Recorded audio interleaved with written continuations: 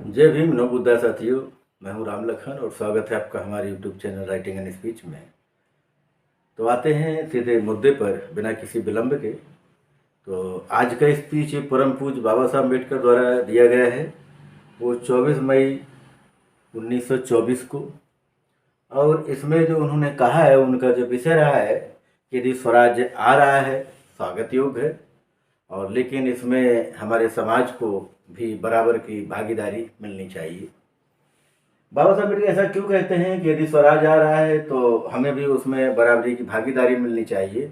वो एक्चुअली में इसलिए कह रहे थे क्योंकि उन्हें यह संदेह था कि हमारे लोगों के हकों की अनदेखी की जाएगी और उनके हकों को मारा जाएगा। जैसा कि आप पूना पैक्ट के माध्यम से समझ ही रहे होंगे कि पूना पैक्ट में जो हुआ, जो घटना घटी, वो अछूतों के अधिकारों के खिलाफ था। इस तरह से बाबा साहब अम्बेडकर बताते हैं। और एक खास बात यह है कि परम पूज्य बाबा साहब अम्बेडकर द्वारा जो भी स्पीच दिए गए हैं उस समय के अछूत समाज के लिए या अछूतों को के बारे में जो भी उन्होंने बताया है, जो उन्हें समझाया है, वो एक तरह का कैडर था। बाबा साहब अम्बेडकर द्वारा जो किया जा रहा था वो कैडर ही था, ताकि लोगों को जागरूक किया जा सके, उनको किसी भी समस्याओं से बेहतर तरीके से अवगत कराया जाए, उन्हें मतलब उनकी समस्याओं से अवगत करा के उन्हें जागरूक बनाया जाए, ताकि वो अपनी समस्याओं से लड़ सकें या अपने अधिकारों के बारे में जागरूक हो सकें और उनकी वो मांग रखें। उन समस्याओं से कैसे निजात पाया जा सकता है, ये बाबा साहब अम्बेडकर उपाय बताते थे। उन्हीं चीज़ों पर आज चर्चा है। देखते हैं। बाबा साहब अम्बेडकर कहते हैं, पहले तो ये बताते हैं कि अछूत और गुलाम के बारे में बताते हैं कि एक तरफ तो हम अछूत लोग हैं और हम गुलामों से भी तुलना करते हैं। एक मायने में सिर्फ इतना अंतर है कि गुलामों को खरीदा और बेचा जा सकता है और हम वस्तुओं की तरह खरीदे बेचे तो नहीं जाते। लेकिन इस बात को छोड़ करके बाकी चीज़ों में हमारी स्थिति बहुत बुरी है।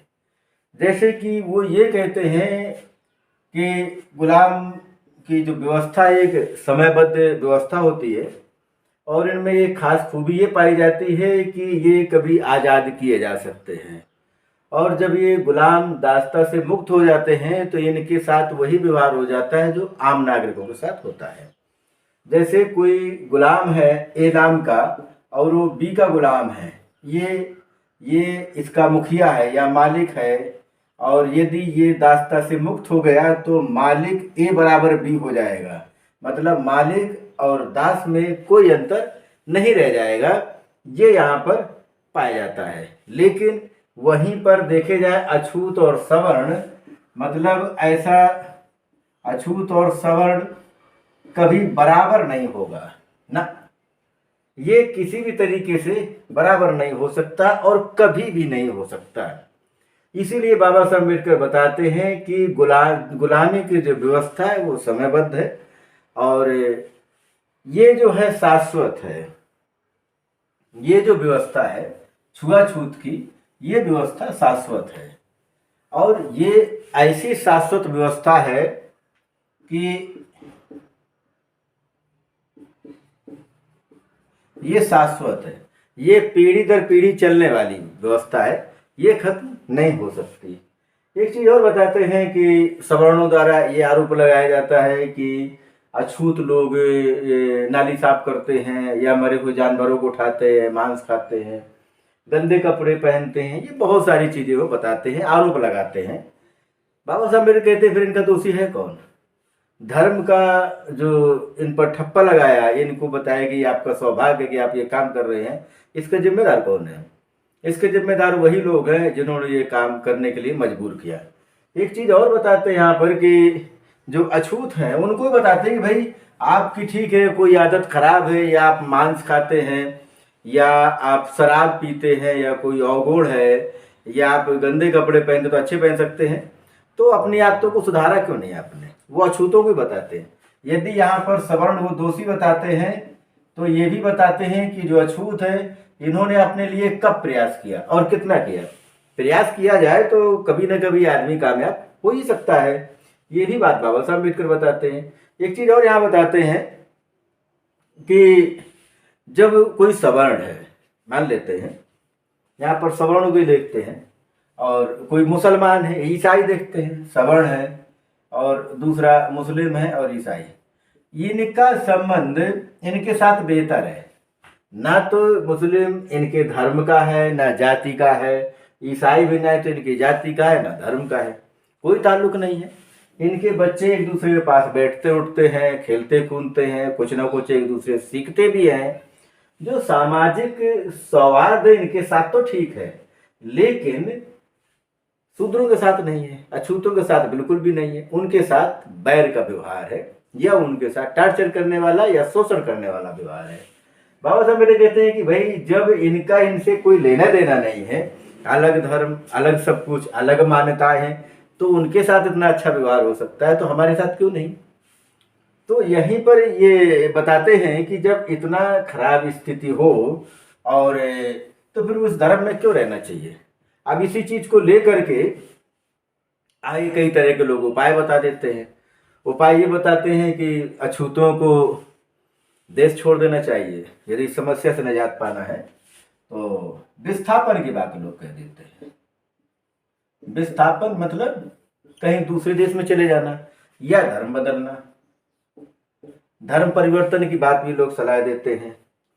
एक हाँ, और एक नाम बदलने की भी लोग सलाह देते हैं कि ऐसा नाम चेंज कर लेने से भी समस्या हल हो सकती है। ये लोगों के अपने अपने सुझाव थे। बाबा साहब ने कहते हैं कि विस्थापन के लिए जाया कहाँ जाए। जैसे किसी ने कहा अफ्रीका, न्यू गिनी जैसे देशों में चला जाना चाहिए, वहाँ जाने से अछूतों की समस्या खत्म हो जाएगी।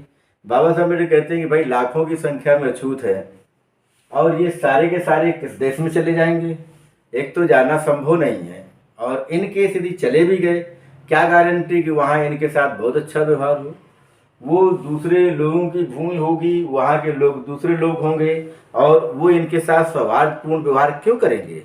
हो सकता है इन्हें वो सारे नागरिक अधिकार ना मिले जो उनके पास है, और ये और बड़ी समस्याएं फंस जाए, ऐसा भी तो हो सकता है। बाबा साहब मेरे कहते हैं कि ये सब चीज़ें ठीक नहीं है। जहाँ तक धर्म बदलने की बात है, इस पर कहीं तक सोचा जा सकता है। और कौन सा धर्म, उसके लिए बाबा साहब यहाँ बड़ी निष्पक्षता की बात कहते हैं कि जहाँ तक हिंदू धर्म की बात है तो कहते हैं जितने दूसरे धर्म अच्छे हैं उतना हिंदू धर्म भी अच्छा है। क्यों? सैद्धांतिक रूप में। बाबा साहब अम्बेडकर कहते हैं कि सिद्धांत के रूप में देखा जाए तो जैसे हिंदू धर्म का सिद्धांत है कि सभी में आत्मा वास करती है, आत्मा को तो पवित्र कहा गया है। जब सभी में आत्मा वास करती है तो फिर अछूतों में आत्मा वास करती होगी, तो फिर व्यवहार गलत क्यों। जो सिद्धांत जितना बेहतर है व्यवहार उतना ही खराब है। बाबा साहब अम्बेडकर कहते हैं कि सवर्णों का व्यवहार अछूतों के लिए बहुत बुरा बर्ताव है, बहुत बुरा है, अच्छा नहीं है, सौहार्दपूर्ण नहीं है, मैत्रीपूर्ण नहीं है, उनका न्यायपूर्ण व्यवहार नहीं है। वो इनका शोषण करते हैं, अन्याय करते हैं इनके साथ, ये चीज़ गलत है। जबकि उनका जो दार्शनिक सिद्धांत है वो ऐसा नहीं है। वहाँ पर भी इसी तरीके के अन्य धर्मों में भी अपने अपने सिद्धांत दिए गए हैं। तो बाबा साहब यदि धर्म बदलना ही है तो कोई ऐसा धर्म चयन करना चाहिए जिसका नैतिक दर्शन बहुत उच्च हो, और वहाँ जाने से यदि अछूत समस्या खत्म हो जाती तो ही बेहतर होगा। इसके बाद एक बात और कहते हैं बाबा साहब अम्बेडकर, एक द्वेष की बात की। द्वेष जो है हिंदुओं का अछूतों के प्रति, वो कैसे, देखने वाली बात यह है कि जब कोई अछूत, जैसे हिंदुओं का किसी भी मुसलमान के साथ कोई अछूतपन का व्यवहार नहीं रहता है, ईसाई के साथ भी नहीं रहता। अब यदि यही कोई अछूत या तो मुसलमान बन जाए या ईसाई बन जाए, उसी अछूत, जब तक वो हिंदू था तब तक छुआछूत थी, और जैसे ही मुसलमान बन जाता है छुआछूत खत्म। तो मतलब ये चीज हो गई कि इनका धर्म बदल देने से दूसरा धर्म में जाना ज्यादा बेहतर साबित होता है, बजाय उनका हिंदू धर्म में बने रहना। यदि वो ईसाई मुसलमान बन जाते तो सम्मान देना शुरू कर देते वही हिंदू जो कल तक अछूत समझते थे। मुसलमान अकेले नहीं या ईसाई अकेले नहीं, यदि कोई आदमी आज अछूत है और कल को वो मुसलमान या ईसाई बन जाए तो वही ब्राह्मण या सवर्ण उसका फिर सम्मान करने लगेंगे जिसको कल तक वो अपमानित करते थे या शोषण करते थे। ये विचित्र चीजें जो थी हिंदू धर्म में, इसी की बाबा साहब बात करते हैं कि ये एक सम्मानपूर्ण चीज होनी चाहिए, सौहार्दपूर्ण होना चाहिए धर्म में, ये नहीं होना चाहिए, ये गलत है। और चीजें बताते हैं बाबा साहब अम्बेडकर कि जैसे यहाँ पर हाँ अभी बता रहे थे कि जैसे दूसरे देशों में जहाँ पर गुलामी दास्ता है, वहाँ पर कितनी अच्छी बात है कि दास्ता से यदि मुक्त हो गया तो सबके व्यवहार बराबर हो गए। लेकिन भारत में सवर्णों ने कभी कोई ऐसा आंदोलन नहीं चलाया जिसमें किसी को छुआछूत से मुक्त करके उसे सवर्ण बना दिया गया हो, ऐसा कभी नहीं हुआ। ये सारी चीज़ें बाबा साहब अम्बेडकर बताते हैं। और एक चीज़ और बताते हैं कि यदि हाँ, और एक खास बात है कि यहाँ पर ये भी है कि बाबा साहब अम्बेडकर कहते हैं कि ये सारी समस्याएं जो हैं ना तो हम विस्थापित होकर तो नहीं हो सकती, हमें अपने देश में ही लड़ करके संघर्ष करके इन समस्याओं का समाधान ढूंढना होगा। क्या ढूंढना होगा? समाधान। अब देखने वाली बात यह है कि समस्याएं तो थी, लेकिन उस समय जितनी बड़ी समस्याएं थी उतनी बड़ी आज नहीं है। उस समय बाबा साहब अम्बेडकर ये मानते थे या उन्हें ये विश्वास था, आत्मविश्वास था कि ये सारी समस्याओं से निजात पाया जा सकता है। या उस समय जब पहाड़ के बराबर समस्याएं थी तब भी बाबा साहब अकेले ये समझते थे कि इन सारी समस्याओं से वो लड़ सकते हैं या लड़के जीतेंगे जरूर। आज जो है हम देख रहे हैं कि आज के परिप्रेक्ष्य में देखते हैं तो हमको समस्या भले बड़ी ना हो, लेकिन हम खुद उसको बहुत बड़ा मान लेते हैं और लड़ने में हम कमजोर अपने आप को साबित कर लेते, तो लड़ नहीं पाते। यही एक बड़ी चीज हो जाती है। हम किसी समस्या को कहीं और केंद्रीकृत कर देते हैं जो हमारे अप्रोच से बाहर होता है। जैसे कोई कर्मचारी है, वो कोई सोशल समस्या को राजनीतिक बता दे। अब राजनीतिक बता दे क्योंकि राजनीति तो करेगा नहीं, तो कहेगा भाई मेरी प्रॉब्लम तो है नहीं, ये तो दूसरे की है, ये किसी राजनीतिक को सॉल्व करना चाहिए। मैं तो ठहरा कर्मचारी अधिकारी, मैं तो प्रशासन का आदमी हूँ, मैं उसमें क्यों हाथ डालूं? ये तो राजनीतिक प्रॉब्लम, जबकि वो एक्चुअली में है वो सोशल। वो चाहे तो सामाजिक समस्या वो सामाजिक तरीके से वो कर सकता है, लेकिन नहीं करेगा। बाबा साहब अम्बेडकर ऐसा नहीं कर रहे थे उस समय। उन समस्याओं को समझ रहे थे और खुद हल करने को देख रहे, जबकि समस्या बहुत बड़ी थी, फिर भी समाधान ढूंढने की बात कर रहे थे और ये कह रहे थे हमें इन समस्याओं का समाधान यही ढूंढना चाहिए। एक बहुत और लोग सलाह देते हैं उस समय कि नाम में बदलाव करना चाहिए। नाम बदलाव के लिए बाबा साहब कहते हैं जैसे कि जो बाबा साहब बताते हैं नाम बदलाव से क्या लाभ हो सकता है, क्या क्या नाम रखा जाए। जैसे तो लोगों का ये था कि आदि द्रविड़, जैसे आदि द्रविड़ के लिए लोगों ने कहा कि आदि द्रविड़ लोगों ने रखा नाम दक्षिण भारत में, तो उनका एक कबीलाई प्रॉब्लम था। तो वो समस्या, ये चूंकि कबीलाई नहीं है, सामाजिक समस्या छुआछूत की बड़ी विडंबना है, तो कबीलाई समस्या उनकी आपसी थी। तो कह रहे हैं कोई आपसी समस्या नहीं, ये धर्म की बहुत बड़ी समस्या है, इससे कोई समाधान नहीं होगा। और सलाह दिया कि अछूतों को आदि हिंदू लिखना चाहिए। यदि वो लोग आदि हिंदू लिख देंगे तो क्या होगा? और आदि हिंदू लिखने का यदि कोई ये आशय हो कि हम लोग एकत्र हो जाएंगे, हमारा ढांचा संगठनात्मक हो जाएगा, या हम कोई संगठन बना लेंगे, या हम में एकता स्थापित हो जाएगी, तो फिर हमारा शब्द बहिष्कृत में क्या प्रॉब्लम है? यदि हम इस नाम को बहिष्कृत नाम दे देते हैं तो उसमें कौन सी दिक्कत है? ये भी अच्छी चीज है, इससे भी तो हम एकत्र हो सकते हैं। और यदि नाम बदलना ही है तो बाबा साहब अम्बेडकर उपाय बताते हैं। यदि कोई नाम बदलना है तो नाम आदि हिंदू ही क्यों, सब लोग हिंदू ही लिखो, कुछ और मत लिखो, सिर्फ हिंदू ही लिखो। फिर आगे द्विवेदी, त्रिवेदी, चतुर्वेदी, राठौर, पांडे, ये सब लिखने की क्या जरूरत है? जैसे कि अब मान लेते हैं कोई शेड्यूल कास्ट का है, अब वो शेड्यूल कास्ट का व्यक्ति अपने नाम के पीछे कोई ऐसी चीज लिखता है, ऐसा शब्द लिखता है, ऐसा नाम लिखता है, टाइटल, जिससे ये पता चल जाता है कि ये कोई अछूत है। अब वही चीज हिंदू में, सवर्णों में है, वो अपना नाम लिखते हैं जिसको उनका बड़ा गौरवान्वित महसूस करते हैं अपने आप को, इससे पता चलता है कि वो सवर्ण है। तो इनमें जातियों के बारे में पता चल जाता है किसका कितना सम्मान करना चाहिए, या कौन शोषित है कौन शोषक है, या शोषण करने वाले को पता चल जाता है कि मुझे किसका खून पीना है। सो वो उसी तरीके का बर्ताव उसके साथ करता है। बाबा साहब अम्बेडकर कहते हैं यदि सारे लोग हिंदू ही लिखेंगे, कोई अपनी जाति नहीं लिखेगा, तो उनका जाति के प्रति जो आकर्षण है, लगाव, वो खत्म हो जाएगा और सभी लोगों में एकता स्थापित हो जाएगी। तो सौहार्द की भावना पैदा होगी। जो सौहार्द मुसलमानों में देखा जाता है, वो एक मुसलमान का दूसरे मुसलमान के प्रति जो सौहार्द और एकता की भावना देखी जाती है, वो हिंदुओं में हो जाएगी।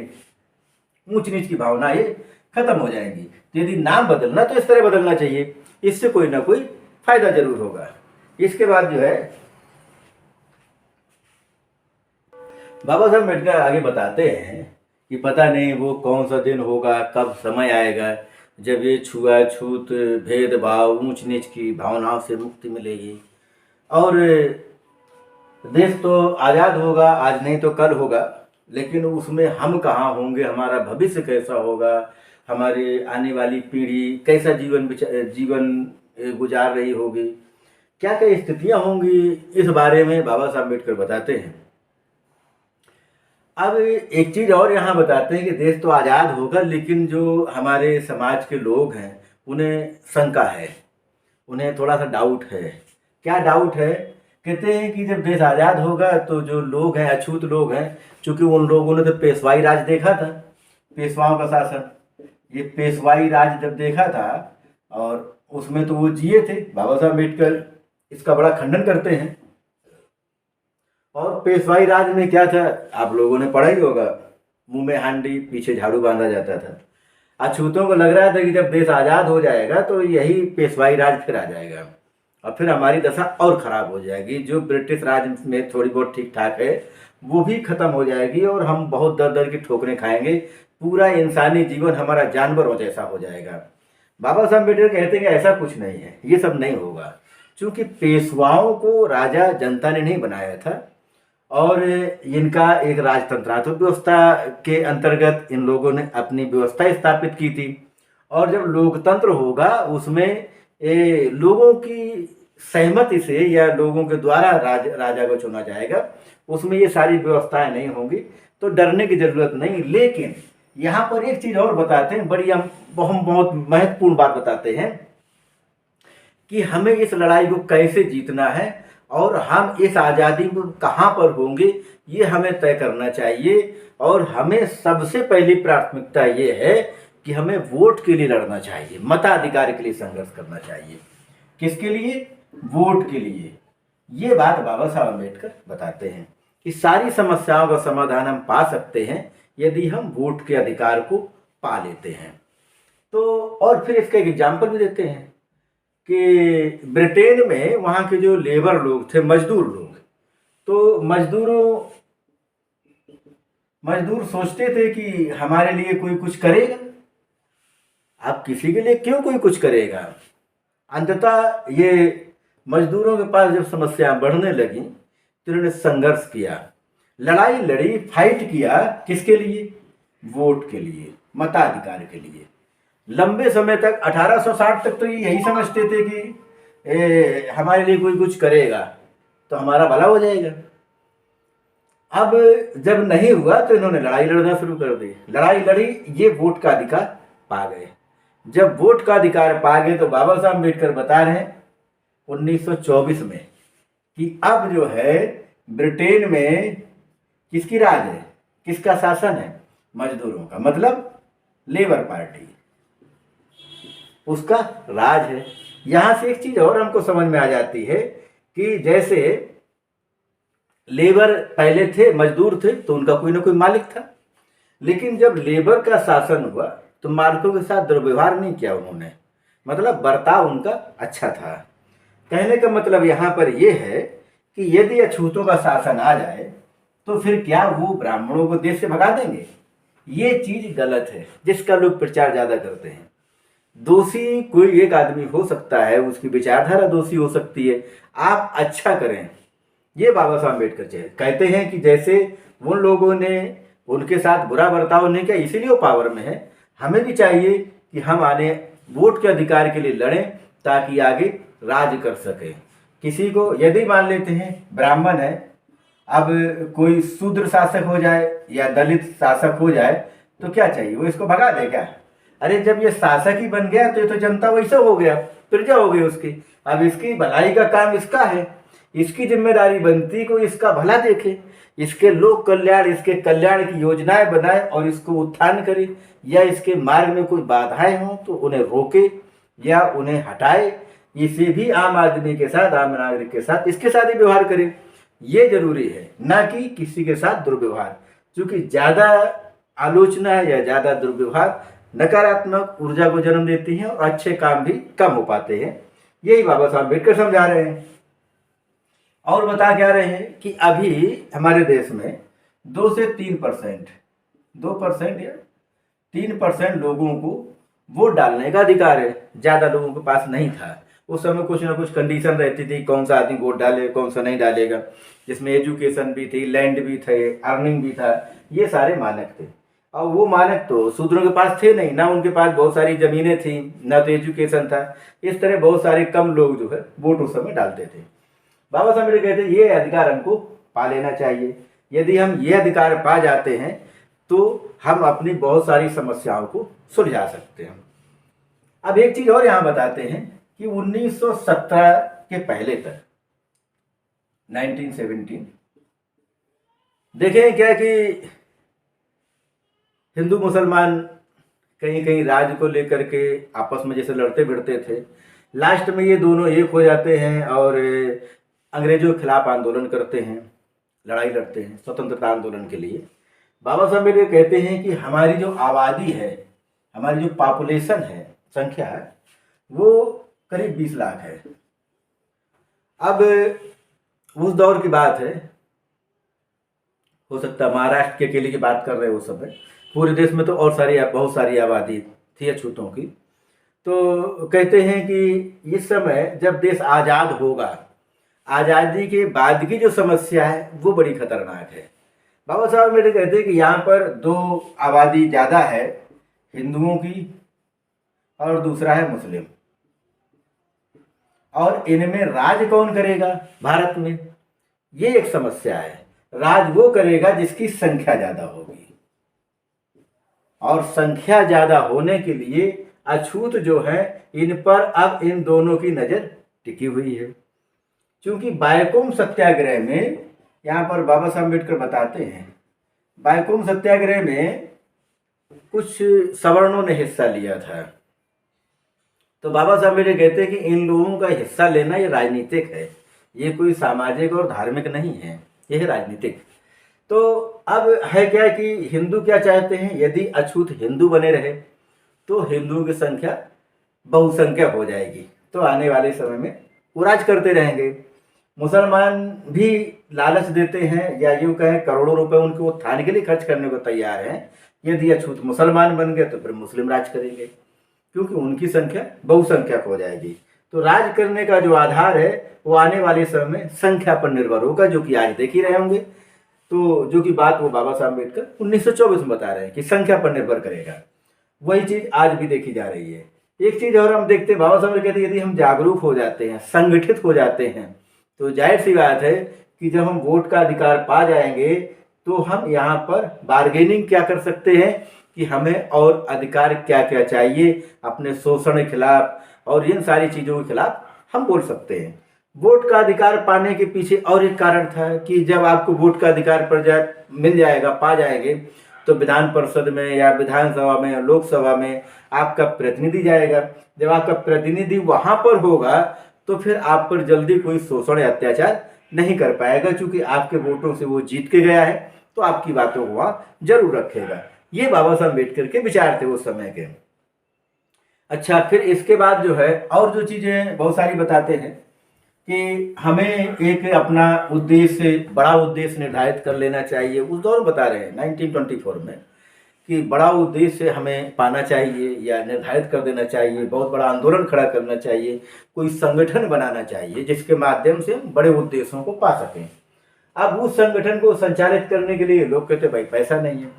बाबा साहब अम्बेडकर कहते कि हमारे जो लोग हैं, यदि 20 लाख लोग में से सिर्फ 2 लाख लोग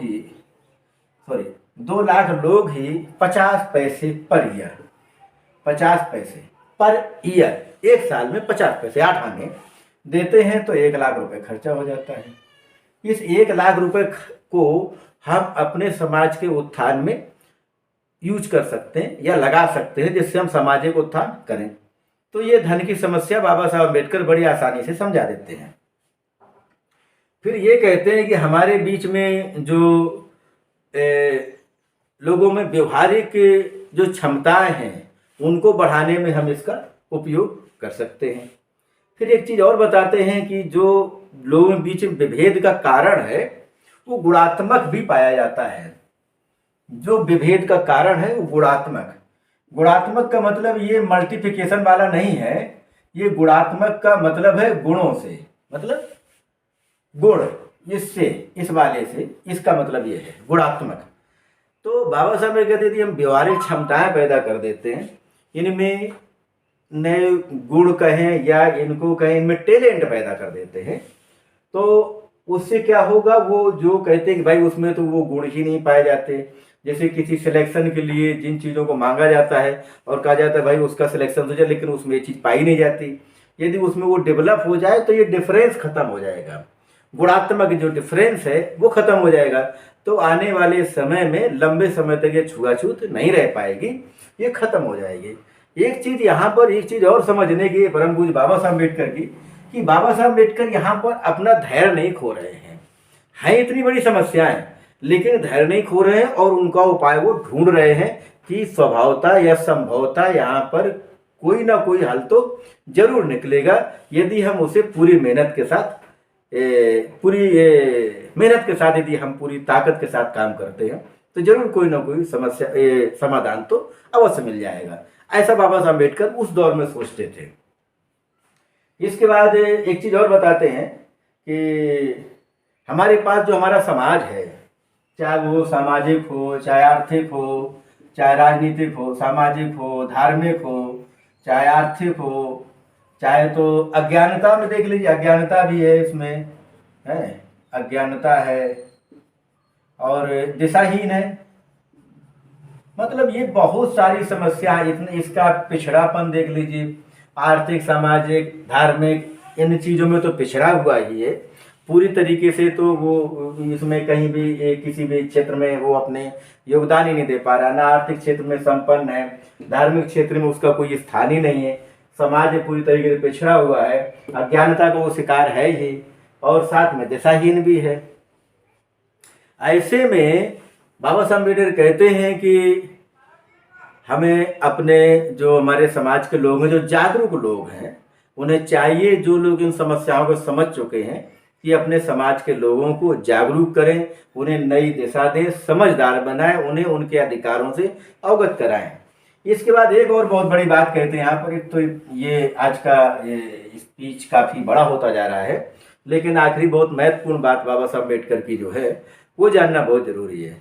वो कहते हैं मेरे पढ़े लिखे लोगों या शिक्षित समाज, मतलब शिक्षित लोगों से बात कर रहे हैं वो, मेरे शिक्षित साथियों या मेरे समाज के शिक्षित लोगों, यदि आप ये चाहते हैं कि हमारी आने वाली पीढ़ी बेहतर जीवन यापन कर सके, अच्छा जीवन जी सके और अच्छा जीवन जिए, आज का जैसा छुआछूत का और शोषण वाला जीवन ना रहे, तो आपको आगे आना चाहिए और अपने जीवन का सबसे महत्वपूर्ण हिस्सा वहाँ समर्पित करना चाहिए या आपको काम करना चाहिए। तब जाकर के आपकी जो आने वाली पीढ़ी है वो चैन की सांस ले पाएगी। आज का जीवन जितना दूभर है उसे बेहतर बनाना है तो आपको आज संघर्ष करना पड़ेगा। इस तरह से बाबा साहब अम्बेडकर अपने समाज के पढ़े लिखे लोगों को आह्वान भी करते हैं, उनका स्वागत करने के लिए कहते हैं कि आप आइए, आपका स्वागत है, आप संघर्ष करिए, लड़ाई लड़ें अपने समाज के लिए, उनके उत्थान के लिए कुछ तो किया जा सकता है। आज बस इतना ही।